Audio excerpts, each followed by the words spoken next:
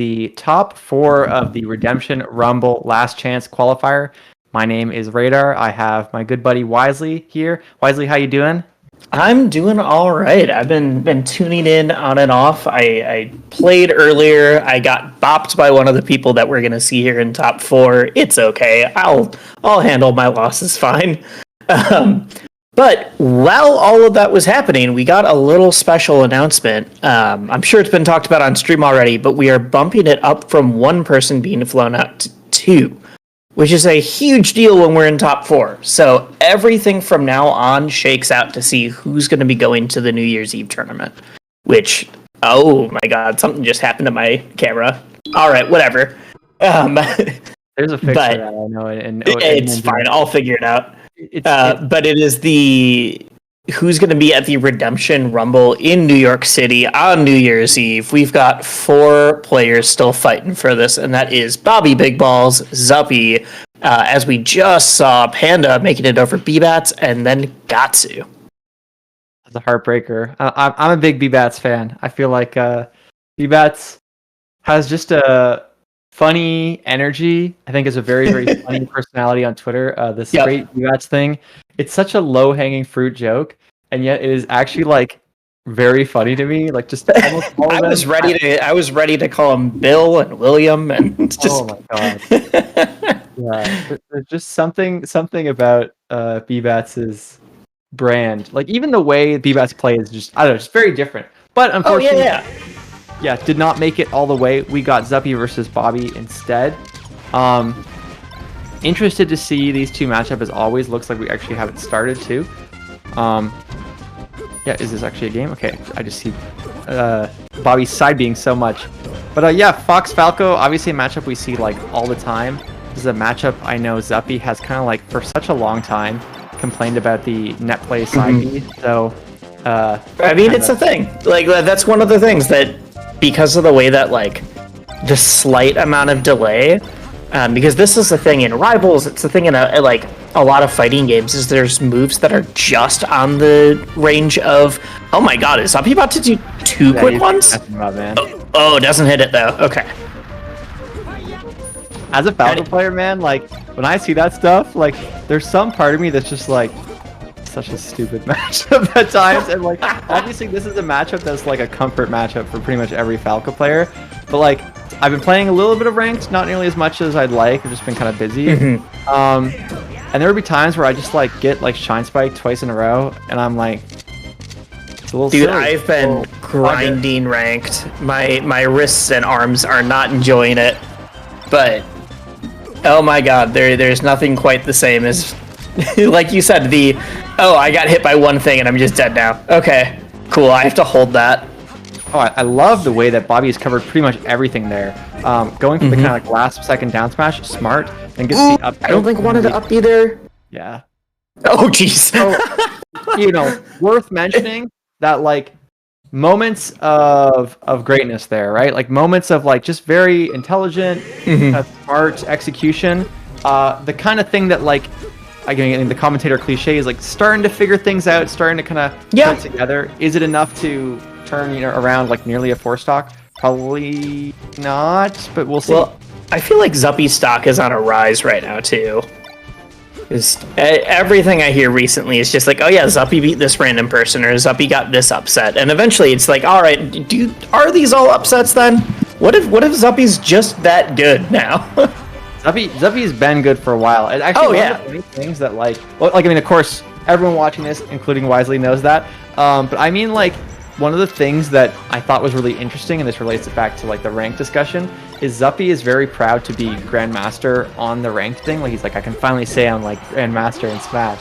And it's funny to me because like in every single game, being like ranked 40th or 41st or whatever in the world is definitely better. Like it is always better. Grandmaster is just like a percentage base of players. Oh, yeah. Is like literally you are number 40 or 41 or whatever he was. So I was like, I mean, I get it. But no, we have a bunch of all the Melee kids who have been. We've also all played some of these other games, and it's like, oh yeah, but I never hit Challenger. I never hit Big Boss or like whatever game you're playing. It's like, oh, I have a rank now. I'm a certified gold player or platinum or diamond or, wherever you're at. I mean, I actually think like this is sort of off topic here, and we'll talk about this more, I guess, in between the matches, because of course Bobby has turned things around, but I actually think players are shockingly out of touch with like where ranking should be. Something I was talking with Edwin Budding about, that just like they don't seem to have, like you said, the experience with other games to know like what the distributions usually are, and like it's something I might even make a video about, but.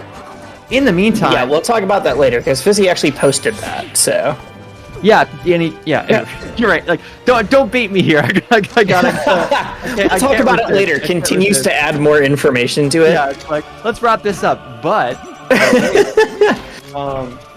ooh, that was a weird trade there. Zuppy didn't really find it. That should be death. Yeah. Yep.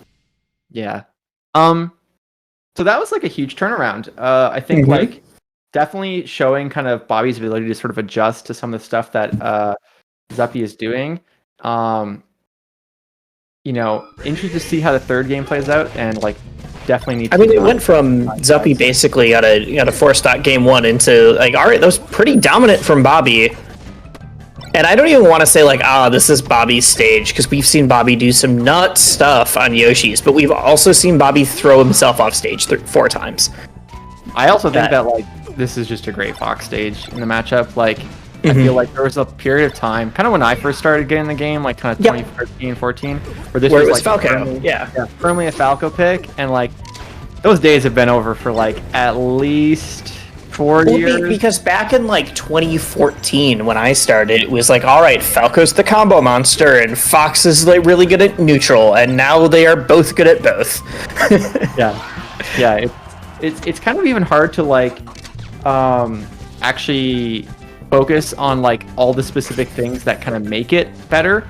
There's some like random stuff, like Fox has sort of like unique ledge dash options where he can like basically get a crazy amount of invincibility things on the platform.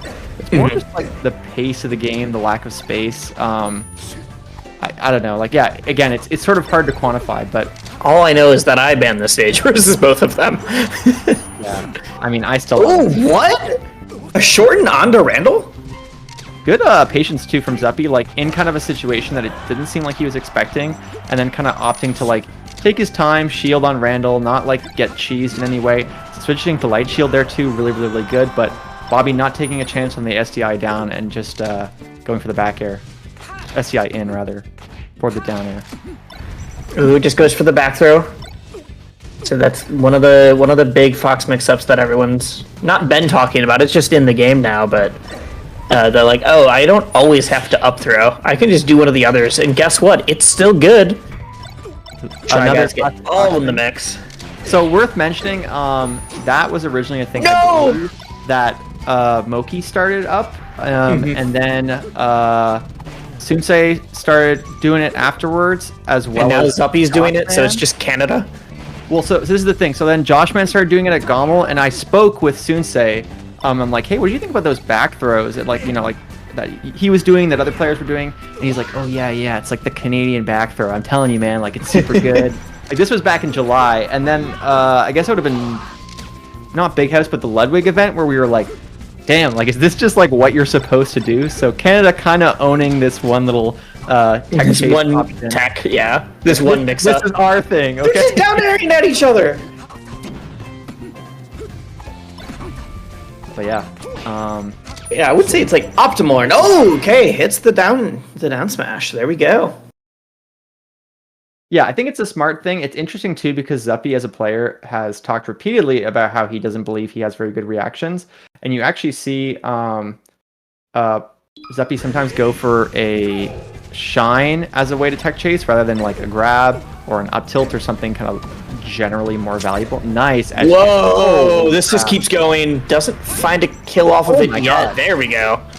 He's getting so much mileage off of down smash. A move that like kind of has its place, but it's not like it's kind of like a more niche edgeguard tool. Like that's probably a bit extreme, but like you don't use it to edgeguard every stock, right? Like it's like kind of certain conditions have to be met, and he's like finding those. He's hitting all the conditions. Well. Yeah, well, he's like, also. I have you like right next to the ledge. There we go. Zuppy hits that into the up smash though.